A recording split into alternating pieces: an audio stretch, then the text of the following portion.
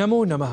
स्वागतं करोमि अहं सर्वेषां संस्कृतपाठशालायाः कक्षायां। संस्कृतं सेवमानः सर्वान् प्रणमामि अहं नारायण दत्त मिश्रः।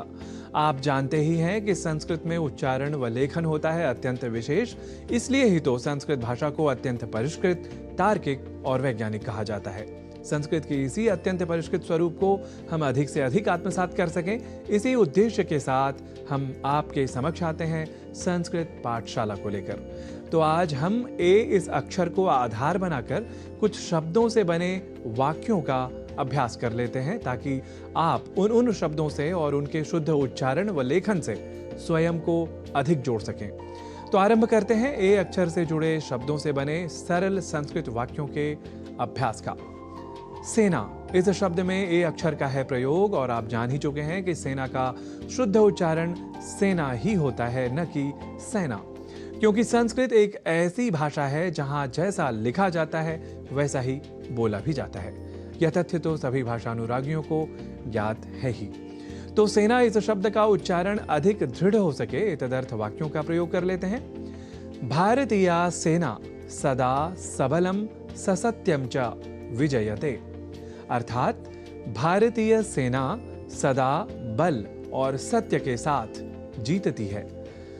वायुसेनायाः समुद्घोष वाक्यमस्ति नभः स्पृशं दीप्तम इति, अर्थात वायुसेना का समुद्घोष वाक्य है नभः स्पृशं दीप्तम। अब बढ़ते हैं आगे। एषा प्रभातस्य वेला अस्ति, अर्थात यह प्रभात अर्थात सुबह की वेला अर्थात समय विशेष है।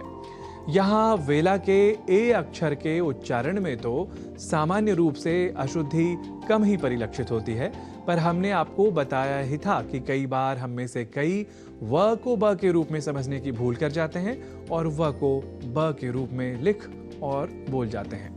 जैसे यहाँ वेला को बेला इस रूप में यदि हम बोल जाएं, तब हम अशुद्ध संस्कृत प्रयोक्ता बन जाएंगे। अतः वेला को वेला इस रूप में लिखा और बोला जाना चाहिए, यह स्पष्ट हुआ। अब अगला वाक्य प्रस्तुत है। देवः सर्वदैव पुरुषार्थ संपन्नस्य जनस्य एव साहाय्यं करोति, अर्थात देव या ईश्वर हमेशा ही पुरुषार्थ से संपन्न व्यक्ति की ही सहायता करता है। यहाँ देवः इस शब्द के उच्चारण में ए इस अक्षर का विशेष ध्यान रखे जाने की आवश्यकता होती है, अर्थात ऐ इस अक्षर का प्रयोग हमें नहीं करना होता, क्योंकि देव तो ईश्वर का अर्थ देने वाला शब्द है, वहीं दैव भाग्यार्थक है। यह ध्यान रखे जाने की आवश्यकता है। अब बढ़ते हैं आगे। सूर्यः मध्याह्ने प्रेजते, अर्थात सूर्य मध्याह्न या दोपहर में प्रकाशित होता है या अधिक प्रकाशित होता है।